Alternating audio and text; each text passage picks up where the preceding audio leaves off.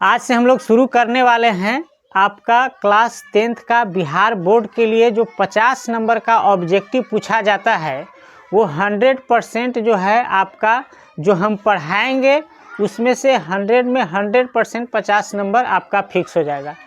तो इसके लिए आज का पहला क्लास है। इसके बाद जो है इसका प्लेलिस्ट आपको सनम क्लासेज के चैनल पे आपको मिल जाएगा, वहाँ से सारा वीडियो को आप एक एक करके देख सकते हैं। तो चलिए आज हम चैप्टर फर्स्ट स्टार्ट कर रहे हैं, है ना। आपको वीडियो जो है प्लेलिस्ट इसका आप चेक कीजिएगा, चैनल पे जा कर के सारा वीडियो आपको मिल जाएगा। यहाँ देखेंगे हम लोग पहला चैप्टर पढ़ रहे हैं वास्तविक संख्या, कहने का मतलब रियल नंबर हम पढ़ रहे हैं, चैप्टर फर्स्ट है। और क्वेश्चन पहला यहाँ पे देखेंगे दिया हुआ है, प्रथम 10 विषम संख्याओं का माध्य है। आपका ऑप्शन नंबर ए में दिया हुआ है 100, बी में 10, सी में 50 और डी में दिया हुआ है 20। तो आपको बताना है कि प्रथम जो है 10 विषम संख्याओं का माध्य क्या होता है। तो सबसे पहले माध्य से पहले हम लोग एक नया चीज़ हम सीखेंगे, एक नया कॉन्सेप्ट सीखने वाले हैं। इसके बाद जो है माध्य निकालना सीखेंगे।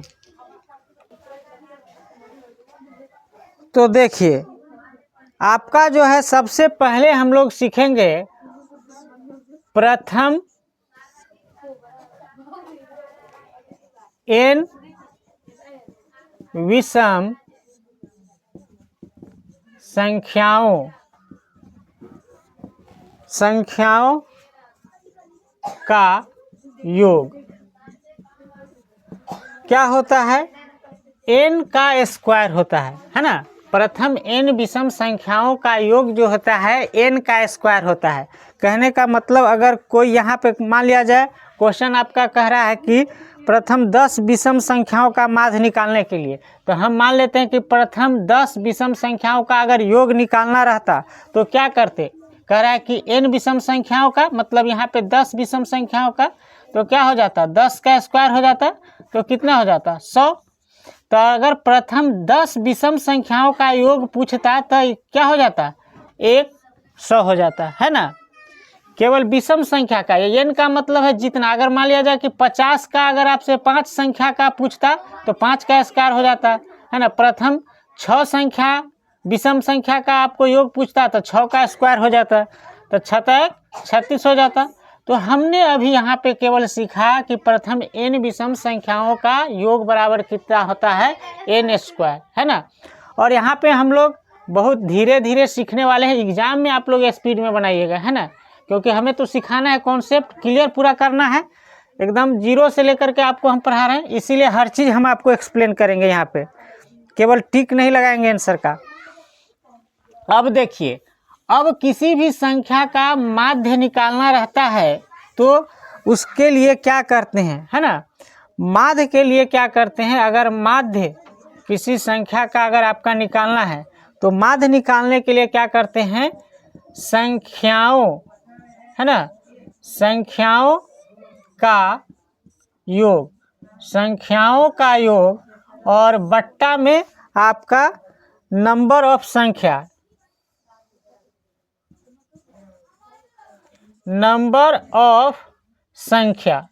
है ना। नंबर ऑफ संख्या कहने का मतलब है संख्याओं का योग, और इसके बाद कितना संख्या की बात कर रहा है वह उतना संख्या नीचे में लिखेंगे।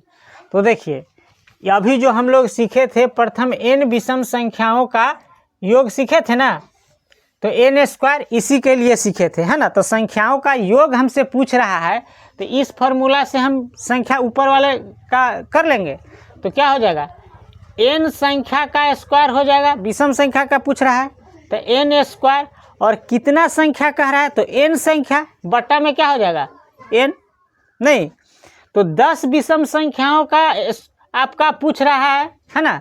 तो 10 विषम संख्या, यहाँ संख्याओं का योग कितना हो जाएगा, तो यहाँ पे n स्क्वायर, है ना, योग निकालना है। तो 10 विषम संख्या आपका प्रश्न कह रहा है, तो 10 का कितना हो जाएगा स्क्वायर 100, और बट्टा में संख्या कितना है 10, तो बट्टा में क्या हो जाएगा 10, 1 शून्य से 1 शून्य खत्म, तो आपका क्या आया 10, तो आंसर कितना होगा 10। तो यहाँ पे फर्स्ट क्वेश्चन के लिए हम यहाँ पे दो कॉन्सेप्ट अभी हमने सीखा। एक हमने सीखा कि प्रथम n विषम संख्याओं का योग निकालना और दूसरा कॉन्सेप्ट सीखा माध्य निकालना विषम संख्याओं का, है ना। तो संख्याओं का योग बटा संख्या, कितना संख्या की बात कर रहा है, ठीक है। तो इस तरह से निकल जाएगा। अगर यह कॉन्सेप्ट क्लियर है तो आगे भी आपको क्वेश्चन में आपको मदद करेगा, ठीक है। चलिए दूसरा क्वेश्चन देखते हैं।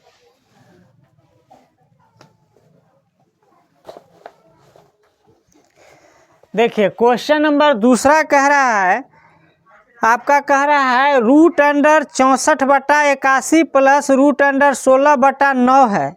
और ऑप्शन में ए में आपका दिया हुआ है परिमेय संख्या है, अपरिमेय संख्या है, पूर्णांक संख्या है, प्राकृत संख्या है। इनमें से क्या है यह, है ना। तो चलिए हल करते हैं। तो देखिए आपका जो दिया हुआ है यहाँ 64 बट्टा क्या दिया है 81, और दूसरा संख्या दिया हुआ है प्लस में आपका 16/9, है ना।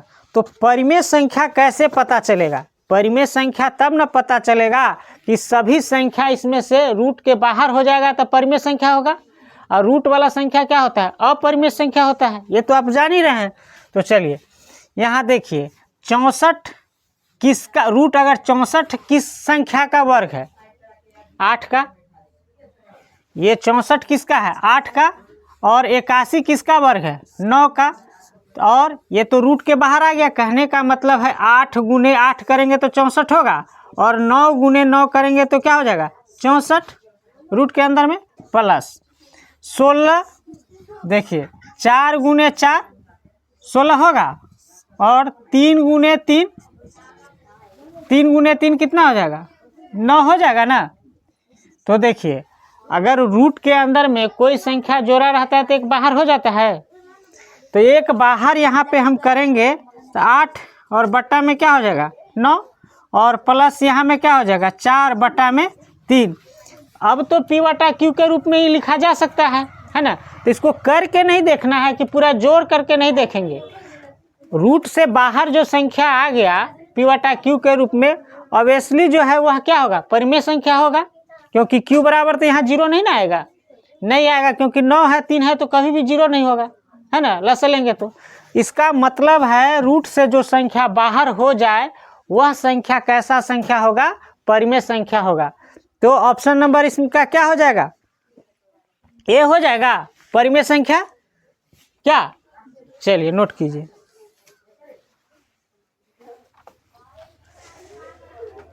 तो देखिए यहाँ पे दो संख्या दिया हुआ है, आपका दिया हुआ है 3 प्लस रूट अंडर 6 दिया हुआ है, और इस संख्या का कह रहा है गुणनफल। और दूसरा संख्या आपका दिया हुआ है 3 माइनस रूट अंडर 5। यह दोनों संख्या का गुणनफल कह रहा है। दोनों संख्या का गुणनफल जो है यह क्या होगा। तो सबसे पहले आपको क्या करना पड़ेगा, गुणा करना पड़ेगा।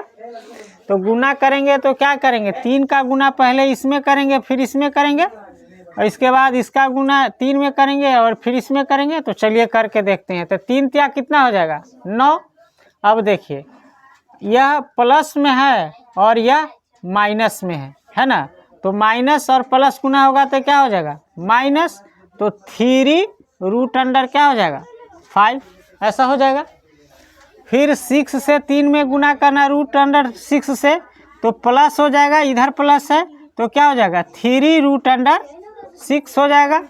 और फिर जो है आपको रूट से 5 में गुना करना है तो गुना हो जाएगा, प्लस माइनस है तो क्या हो जाएगा माइनस, और माइनस 6 पंचे कितना हो जाएगा 30 हो जाएगा। अब जो संख्या आपका दिया हुआ है यह संख्या आप देखिए, क्या कोई ऐसा संख्या जो है रूट से बाहर आ सकता है। अगर रूट से बाहर आ सकता है तो होगा, और रूट से बाहर नहीं आ सकता है तो वह नहीं होगा, है ना।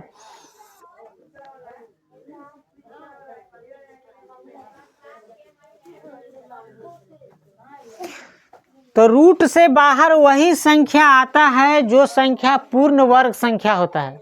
क्या होता है, पूर्ण वर्ग संख्या होता है। तो देखिए इसको तो आप जोड़ नहीं सकते हैं, ऐसा कोई जात वाला है नहीं। और यह रूट से बाहर आने की संभावना है नहीं। 5 जो है पूर्ण वर्ग संख्या अगर आपको पता करना है तो कैसे पता करेंगे? तो देखिए 1 का वर्ग करते हैं तो कितना होता है 1, 2 का वर्ग करते हैं तो क्या होता है 4, 3 का वर्ग करते हैं तो क्या होता है 9। तो देखिए 5 तो गायबे हो गया ना, 5 नहीं है ना, तो यह भी एक पूर्ण वर्ग संख्या नहीं है, तो यह भी तो रूट से बाहर नहीं होगा ना, बाहर नहीं होगा। अब इसमें देखिए 6 है तो 6 भी तो नहीं आया, 2 के बाद 4 के बाद कितना आ गया 9, 5 6 दोनों, यहाँ पे 5 भी खत्म और 6 भी खत्म, यह भी पूर्ण वर्ग संख्या नहीं है। 30 आता है कि नहीं, आगे चेक करते हैं। तो 4 का जब आप वर्ग करेंगे, सॉरी यहाँ क्यों लिखा गया है ना, यहाँ 4 का वर्ग करेंगे तो क्या हो जाएगा 4 चौका 16, 5 का करेंगे तो 50 25 है ना, और 6 का करेंगे तो 36। तो 25 के बाद आपका देखिए डायरेक्ट 36 आ गया, 30 भी नहीं आया, तो 30 भी जो एक पूर्ण वर्ग संख्या नहीं है। जब 30 भी पूर्ण वर्ग संख्या नहीं है, इसका मतलब है कि यह जो इसका गुणनफल कैसा संख्या होगा, अपरिमेय संख्या होगा। कैसा संख्या होगा? अपरिमेय संख्या होगा। नहीं, अगर परिमेय संख्या इसलिए नहीं होगा क्योंकि जब तक रूट रहेगा तब तक वह कैसा रहेगा, अपरिमेय संख्या रहेगा, है ना। और रूट किसी का भी हट नहीं रहा है, एक भी रह जाता तो वो तो होता नहीं। इसीलिए ऑप्शन नंबर आपका क्या हो जाएगा, ऑप्शन नंबर बी, है ना। चलिए नोट कीजिए। देखिए क्वेश्चन नंबर 4 का रहा है √10 गुने √15 है। ऑप्शन नंबर ए में दिया हुआ है परिमेय संख्या, बी में दिया हुआ अपरिमेय संख्या, सी में दिया हुआ पूर्णांक संख्या और डी में दिया हुआ है प्राकृत संख्या, है ना। तो पूर्ण वर्ग संख्या होना चाहिए, क्या होना चाहिए? यहाँ देखिए √10 जो 10 दिया हुआ है यह पूर्ण वर्ग संख्या है किसी का, मतलब परिमेय संख्या होने के लिए पूर्ण वर्ग संख्या होना चाहिए। क्या होना चाहिए? पूर्ण वर्ग संख्या होना चाहिए। तो देखिए 1 का वर्ग किए तो कितना हो गया 1, 2 का वर्ग किए तो कितना हो गया 4, 3 का वर्ग किए तो कितना हो जाएगा 9, और 4 का वर्ग करेंगे तो कितना हो जाएगा 16। तो यहाँ पे 10 तो पूर्ण वर्ग संख्या नहीं है, साथ में आपका जो है 15 भी पूर्ण वर्ग संख्या नहीं है। इसीलिए इसका ऑप्शन जो है आपका बी हो जाएगा। ऑप्शन क्या हो जाएगा? बी, अपरिमेय संख्या हो जाएगा। क्लियर?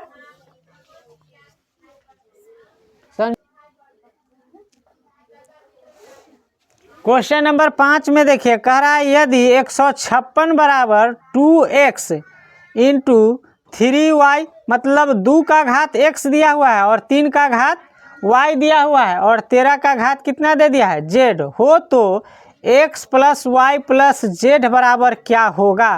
कहने का मतलब है यह घात का जो है योग आपसे प्रश्न पूछ रहा है ना। तो घात का योग पूछ रहा है तो सबसे पहले उसका कहने का मतलब है 156 को, है ना, इसका जो है जैसे एक तो 156 में वो क्या ढूंढ रहा है, एक तो इसका गुणनखंड क्या होगा 2 भी होगा, है ना, इसका गुणज, और क्या होगा आपसे, मतलब इसका गुणज जो होगा आपका एक्स वाई जेड का किस किस का घात होगा, तो 2 का घात होगा और 3 का घात होगा कुछ ना कुछ, और 13 का घात कुछ ना कुछ होगा। इतना जरूर उसमें होगा, है ना। इसको तोड़िएगा, है ना, तो उसमें 2 भी आएगा, 3 भी आएगा और क्या आएगा 13 भी आएगा। आपसे पूछ रहा है यहाँ पे कोई घात है, यहाँ पे जो घात है उसका घात आपसे पूछ रहा है, ठीक है। तो वही आपको देखना है। तो 2 के घात के बारे में कह रहा है कि यहाँ पे x होना चाहिए, है x है, और यहाँ पे क्या है y घात है और यहाँ पे z घात है। तो x plus Y plus Z का मान पूछ रहा है। तो सबसे पहले 156 को हम तोड़ेंगे तब ना पता चलेगा कि 2 गो क्या बार आ रहा है। तो 2 मर्तब में लगाएंगे, 2 से 2 7 14, 2 8 16, फिर 2 से लगाएंगे 2 3 6, 2 9 18, फिर 2 से लगाएंगे 2 1 2 और 2 9 18। लेकिन तो इसमें तो 2 से लगेगा नहीं, है ना, तो कैसे लगेगा 3 से, 3 इकाई 3, 3 तिहाई 9। अब देखिए 13 में भी तो किसी संख्या से नहीं लगेगा, तो केवल 13 एक मर्तबा में लगेगा। तो देखिए 2 कितना बार आया है, 2 गुने 2, फिर 3 कितना बार आया है, एक बार, फिर 13 आया है, ये तो आया है ना। ये प्रश्न ही बता दिया था कि 2 भी आएगा, 3 भी आएगा और 13 भी आएगा। तो 2 का घात कितना हो जाएगा, 2, 2 गुने 2 है, इसका मतलब क्या, 2 का घात 2। तो x का वैल्यू आपका कितना निकल गया, यहाँ देख लीजिए x का वैल्यू कितना हो गया, 2, है ना। अब देखिए यहाँ पे 3 का घात आपका कितना है, कुछ नहीं है, इसका मतलब क्या है 1। तो आपका जो है y का मतलब y बराबर कितना हो गया 1। अब देखिए 13 का घात कुछ नहीं है, तो कितना हो जाएगा 1। तो z बराबर कितना हो जाएगा 1। तो सबका तो आपका जोड़ पूछा है, तो x बराबर 2 + 1 + 1 बराबर कितना हो जाएगा 4। तो ऑप्शन नंबर आपका ए हो जाएगा, है ना। ऑप्शन नंबर ए आपका सही आंसर है। क्लियर, नोट कीजिए। देखिए क्वेश्चन नंबर 6 में कह रहा है 0.3 के ऊपर क्या दिया हुआ है, बार दिया हुआ है, रेकरिंग इसको कहते हैं, प्लस 0.4 के ऊपर बार दिया हुआ है का सरल रूप है। इसका सरल रूप आपसे पूछ रहा है ना। तो सरल रूप जो है कैसे निकालते हैं ये आपको सीखना है। तो देखिए सरल रूप निकालने का तरीका, जैसे 0.3 के ऊपर क्या दिया हुआ है, बार, है ना। फिर आपको दिया हुआ है प्लस 0.4 के ऊपर बार, इसको रेकरिंग भी बोलते हैं, ठीक है ना, और हिंदी में बार बोलते हैं। तो जब बार का मतलब है जब आप दशमलव हटाएंगे और 3 के यहाँ दशमलव दिया हुआ है ना और बार, तो यह दशमलव आप हटाएंगे तो नीचे में और यह बार हटाएंगे तो जितने संख्या पर यह बार दिया रहता है उतने नीचे में क्या जाता है 9। तो इसको बार हटाएंगे तो आपको क्या प्राप्त होगा 3/9, और इसका बार हटाएंगे तो क्या प्राप्त होगा 4/9, क्योंकि एक संख्या पे बार दिया हुआ है तो 1 9 नीचे, 2 संख्या पर दिया रहेगा तो 2 नीचे, 2 9 नीचे हो जाएगा। तो आपका क्या हो जाएगा 3/9 और प्लस 4/9। तो यहाँ बट्टा पर का जोड़ है, एलसीएम लेंगे 9 हो जाएगा, 3 प्लस कितना हो जाएगा 4, तो 4 3 कितना हो जाएगा 7/9। तो सरलतम रूप क्या हो जाएगा 7/9, है ना। ऑप्शन ए में आपका दिया हुआ है 7/10, बी में दिया हुआ है 7/9, तो आपका बी नंबर ऑप्शन जो हो जाएगा आपका सही। क्लियर, 7/9, सी में दिया हुआ है 7/11 और डी में दिया हुआ है 7/99, है ना। 99 कब होता, जब 2 संख्या पे बार होता तब 9 देते। चलिए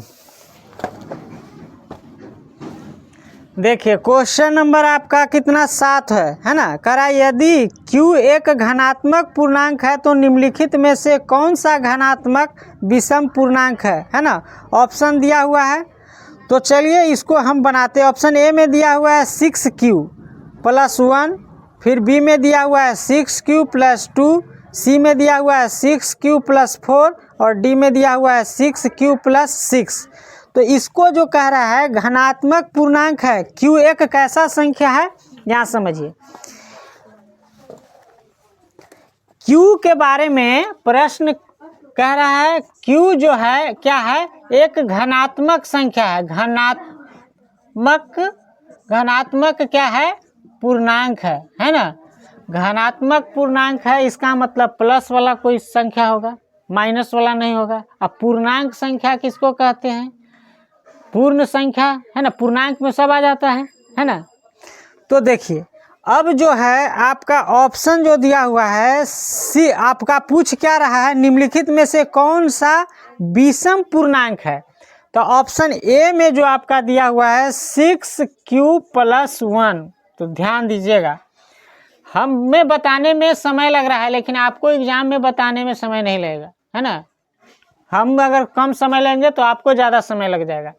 तो कोई भी संख्या होगा, है ना, कोई भी संख्या यहाँ पे क्यूब होगा, है ना, और यह संख्या सम संख्या के साथ अगर कोई भी सम संख्या है और उसके साथ में कोई भी संख्या गुना में होगा तो वह संख्या क्या हो जाएगा, सम संख्या ही होगा, है ना।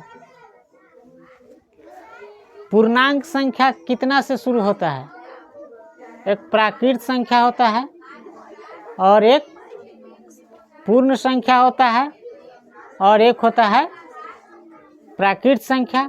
तो प्राकृत संख्या में कौन कौन आता है, गिनती की संख्या को क्या कहते हैं, प्राकृत संख्या। उसमें जीरो शामिल कर देते हैं तो पूर्ण संख्या, और पूर्णांक संख्या में सभी। तो हम लोग जानते हैं कि सम संख्या में कोई भी संख्या से गुना करेंगे, है ना, तो क्या हो जाएगा। तो यहाँ पे जो है आपका एक जो है सम संख्या होगा, और सम संख्या गुना करेंगे तो सम संख्या प्राप्त होगा, और सम संख्या में एक जोड़ेंगे तो वह संख्या क्या हो जाएगा, विषम। ऐसे आंसर आपका ए होगा, है ना। विषम पूर्णांक पूछ रहा है तो ए ही होगा।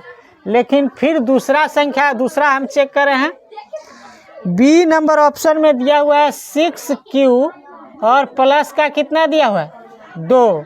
तो देखिए सम 6 क्या है, सम संख्या, और सम संख्या में किसी भी संख्या से गुना करेंगे तो क्या प्राप्त होगा, सम संख्या। और सम संख्या में अगर सम संख्या जोड़ा जाए तो समय संख्या न मिलेगा। जैसे मान लिया जाए यहाँ पे 4 प्राप्त हुआ, 4 में 2 जोड़ेंगे तो क्या हो जाएगा, 6। तो 6 भी एक कैसा संख्या है, सम संख्या।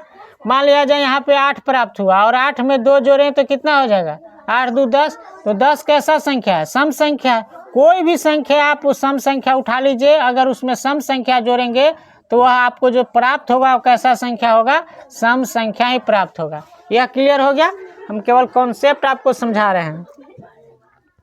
ऑप्शन नंबर 6 में सी में देखेंगे, कह रहा है 6Q + 4। तो देखिए यह भी संख्या क्या है, सम संख्या। जोड़ा जो जा रहा है यह कैसा संख्या है, सम संख्या, और 6 भी सम संख्या है। तो सम संख्या में किसी भी संख्या से गुना करेंगे तो सम संख्या प्राप्त होगा, और फिर उसमें सम संख्या जोड़ रहे हैं तो संख्या कैसा होगा, सम। तो इसको करने की जरूरत नहीं है। डी में आपका दिया हुआ है 6Q + 6। तो यह भी तो एक सम संख्या है 6, और यह भी 6 है, सम संख्या। तो सम संख्या में किसी भी संख्या से गुना करेंगे तो सम संख्या प्राप्त होगा, फिर सम संख्या जोड़ेंगे तो सम संख्या ही रह जाएगा। और आपका प्रश्न कह रहा है कि घनात्मक विषम पूर्णांक, है ना। तो घनात्मक विषम पूर्णांक ऑप्शन नंबर क्या हो जाएगा, ए ही आपका सही है ना, क्योंकि सभी संख्या सम है और यही एक संख्या प्राप्त हो रहा है विषम, है ना।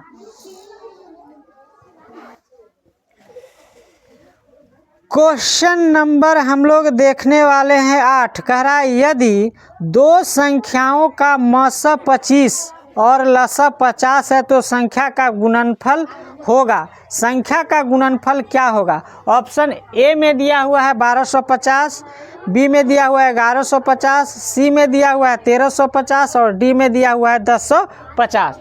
तो सबसे पहले यहाँ पे देखेंगे, इस सवाल को बनाने से पहले एक जो है फार्मूला है, कहता है कि दो संख्याओं का गुणनफल, दो संख्याओं का गुणनफल बराबर होता है एलसीएम, लसा गुने मस, लसा गुने होता है मस, HCF, है ना।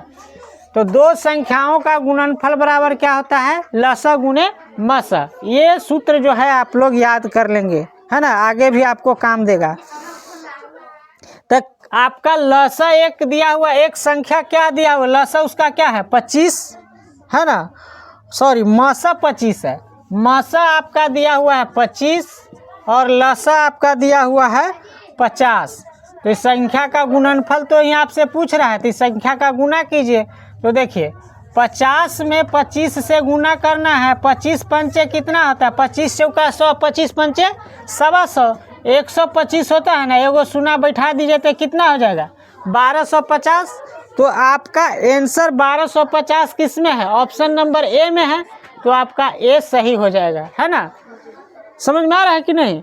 ये फार्मूला पे है ना, एलसीएम और एचसीएफ दिया हुआ है और उसका गुणनफल पूछ रहा है। और ये फार्मूला याद भी कर लीजिएगा, दो संख्याओं का गुणनफल बराबर क्या होता है, एलसीएम गुने एचसीएफ, मतलब लसा गुने मसा होता है। कभी कभी इसमें आपसे प्रश्न पूछ देगा, गुणनफल दिया रहेगा और एचसीएफ दिया रहेगा तो एलसीएम पूछ लेगा, है ना। गुणनफल दिया रहेगा, अगर एलसीएम दिया रहेगा तो एचसीएफ, और एचसीएफ दिया रहेगा तो एलसीएम, कुछ घुमा करके आपसे पूछ सकता है। यहाँ पे गुणनफल पूछ लिया है, इसी तीनों में से पूछता है। जैसे 2024 में अभी ये पूछा है कि दो संख्याओं का गुणनफल, तो अगले बार इन दोनों में से कोई एक पूछेगा, एलसीएम पूछेगा नहीं तो एचसीएफ पूछेगा। तो एलसीएम दिया रहेगा, एचसीएफ पूछेगा तो एचसीएफ को उधर रहने देंगे, एलसीएम को इसको बट्टा में कर लेंगे, आ जाएगा आंसर। अगर एलसीएम पूछेगा और तो एचसीएफ को इसके बट्टा में कर देंगे, गुणनफल के बट्टा में दिया रहेगा तो, है ना, निकल जाएगा आसानी से। तो इस बार गुणनफल पूछा है तो अगले बार इन दोनों में से कुछ पूछेगा 2025 में, ठीक है। चलिए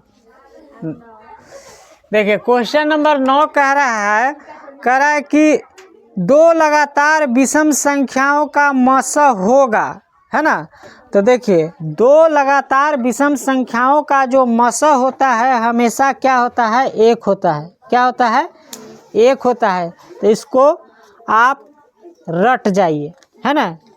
क्या करना है, रट जाना है, इसमें कुछ दिमाग लगाने की ज़रूरत नहीं है ना। क्या पूछेगा 2025 में वह भी हम आपको बता दे रहे हैं, नोट में हम आपको लिख दे रहे हैं, है ना। पहला, दो लगातार विषम संख्याओं का मसा, दो लगातार विषम संख्याओं का आपसे पूछ रहा है मसा, है ना। तो दो लगातार विषम संख्याओं का मसा जो होता है कितना होता है, एक, ठीक है। दूसरा, इस बार जो 2024 में यह पूछ दिया है तो यह नहीं पूछेगा। पूछेगा कौन, तो यहाँ देख लीजिए, दो लगातार सम संख्याओं, दो लगातार सम संख्याओं का मसा, है ना। तो दो लगातार सम संख्याओं का मसा जो होता है कितना होता है, दो होता है, ठीक है। और दो लगातार विषम संख्याओं का मसा कितना होता है, एक। दोनों आ गया, दोनों में से कुछ भी पूछेगा बन जाएगा। इसका ऑप्शन नंबर क्या हो जाएगा, 9 का बी, है ना, एक हो जाएगा। इसमें दिमाग लगाने वाली बात नहीं है ना। ऐसे भी आप देखना चाहते हैं तो चलिए प्रूफ कर दे रहे हैं। प्रूफ कर रहे हैं दो लगातार विषम संख्या। तो देखिए यहाँ पे 1 2 3 4 5 6 7 8 9 ले लिए। अब हम क्या करने वाले हैं, आपसे पूछ रहा है कि दो लगातार विषम संख्या। तो सबसे पहले हम विषम संख्या को घेर दे रहे हैं। ये सब संख्या क्या है, विषम संख्या है। जो संख्या 2 से विभाजित नहीं होता है उसे हम क्या कहते हैं, विषम संख्या। और जो संख्या 2 से विभाजित होता है उसे हम क्या कहते हैं, सम संख्या। तो लगातार कहने का मतलब एक लिए हैं तो उसके बाद का संख्या कौन है, 3। ऐसा नहीं कि एक लिए हैं तो उसके बाद का संख्या आप 5 ले लेंगे, ऐसा नहीं, है ना। तो हम यहाँ 3 और 5 ले रहे हैं, तो भाग विधि से हम मसा निकालते हैं। तो छोटी संख्या से बड़ी संख्या में भाग देते हैं। तो चलिए यहाँ 5 में हम भाग देते हैं 3 से। तो 3 से भाग देंगे तो कितना मरतबा मिलेगा, एक मरतबा में 3, क्या बचा 2। फिर अब ये इस शेष फल से इसमें भाग देते हैं, तो 3 में भाग देंगे तो 2 से एक मरतबा में लगेगा, कितना लगेगा 2। शेष फल कितना बचेगा 1। अब 1 से हम भाग देंगे 2 में तो कितना मरतबा में लगेगा, 2 मरतबा में। तो देखिए यही ना एचसीएफ हो जाता है, लास्ट वाला, है ना। लास्ट वाला जो भाजक होता है वो आपका क्या हो जाता है, एचसीएफ हो जाता है, एचसीएफ हो जाता है। कहने का मतलब क्या हो जाता है, मसा हो जाता है। क्लियर। तो यह जो है आपका मसा हो गया, है ना। तो अब देखिए विषम संख्या का तो अब देख लिए, तो कोनो लीजिएगा लगातार, यहाँ पे 3 5 लिए है, 5 7 भी लीजिएगा तो वही चीज़ होगा, है ना, चाहे 7 9 लीजिएगा तब भी वही चीज़ होगा। तो इसको रटे लीजिए, है ना, क्योंकि आएगा ही आएगा एग्जाम में क्वेश्चन। दूसरा आप सम संख्या को लेते हैं, यहाँ 2 है और 4 है तो 2 4 को लेते हैं, क्योंकि आपको पता होना चाहिए कि यह जो है हुआ कैसे। तो 4 में बड़ी संख्या में हम छोटी संख्या से भाग देते हैं, 2 4 लिए हैं तो 4 बड़ी संख्या है तो 2 दूना 4, है ना, तो कट गया 0 आ गया, तो एक ही मर्तबा में कट गया। तो यहाँ का लास्ट वाला भाजक इसका क्या है, 2 ही है ना, यही दोनों बचा भाजक, तो यही क्या हो जाएगा HCF, है ना। तो सम 2 लगातार सम संख्या का मसा आप क्या देख रहे हैं 2 आ रहा है, और 2 लगातार विषम संख्याओं का मसा कितना आ रहा है 1 आ रहा है ना। तो इसको रट जाइए, कैसे हुआ यह भी समझ गए, लेकिन रट जाइए, उतना वहाँ पे टाइम वेस्ट नहीं करना है। अगर लगातार विषम संख्याओं का मसा पूछेगा तो 1, अगर लगातार सम संख्याओं का मसा पूछेगा तो 2 हो जाएगा। चलिए, तो इसका आंसर कितना हो जाएगा, बी हो जाएगा। चलिए क्वेश्चन नंबर 10 देखते हैं, इससे पहले कि नोट कर लीजिए। चलिए देखिए, क्वेश्चन नंबर 10 में कह रहा है कि यदि भाग एल्गोरिथम दिया हुआ है a बराबर बी क्यू प्लस आर में b बराबर 61, q बराबर 27 और r बराबर 32 हो तो a का मान क्या होगा, है ना। तो चलिए ऑप्शन आपका दिया हुआ है। तो सबसे कहने का मतलब है इस क्वेश्चन में 10 नंबर क्वेश्चन में आप एक हिंदी में बचपन में पढ़े होंगे, क्या पढ़े होंगे, भाज्य बराबर भाजक गुणे भागफल जोड़ शेष। यह कोई न कोई शिक्षक जो है आपको बचपन में जरूर सिखाए होंगे कि नहीं। तो कुछ नहीं, यही थोड़ा सा आपको चेंज कर दिया है भ्रमित करने के लिए, लेकिन कोई दिक्कत नहीं है। क्वेश्चन में तो आपको देखिए कह रहा है a बराबर, इसका मतलब भाज्य को क्या यहाँ पे कहा है a बराबर क्या दिया हुआ है, बी क्यू दिया हुआ है ना, बी क्यू, और प्लस में क्या दिया हुआ है आर दिया हुआ है, यही तो दिया हुआ है। बी क्यू का मतलब क्या, बी गुने क्यू, इसका मतलब है ए बराबर बी क्यू प्लस आर। इसका मतलब बी का मतलब भाजक, क्यू का मतलब है भागफल, आर का मतलब क्या है शेष। यह तो पढ़े हैं। इसी को कहते हैं भाग एल्गोरिथम, कुछ नहीं। इसी फार्मूला का नाम क्या है, भाग एल्गोरिथम। भाग एल्गोरिथम एक व्यक्ति थे जो इस कॉन्सेप्ट को दिए, इसीलिए उनके नाम पर इनका नाम है ना। तो एल्गोरिथम थे, है ना। तो यहाँ पे जो है क्वेश्चन नंबर 10 में यही चीज़ आपसे पूछ रहा है। तो देखिए सबका मान तो दे ही दिया हुआ है आपका, जो है ए बराबर कितना दिया हुआ है, ए बराबर पूछ रहा है, बी बराबर कितना दिया हुआ है, तो बी बराबर देखिए बी बराबर दिया हुआ है 61 दिया हुआ है, गुने क्यू बराबर कितना दिया हुआ है 27 दिया हुआ है, प्लस आर बराबर कितना दिया हुआ है 32, आर बराबर कितना दिया हुआ है 32, और ए का मान पूछ रहा है। सेम चीज तो कर देना है जी, इस पे तो बिठा देना है। चलिए यहाँ पे देखिए 61 दिया हुआ है और 27 का हम गुना करेंगे। तो देखिए 7 एकाई 7 और 6 सते 42, 2 से गुना करेंगे तो 2 एकाई 2 और 6 दूना 12। यहाँ पे देखिए 7 2 2 4 और 4 2 6 और 1।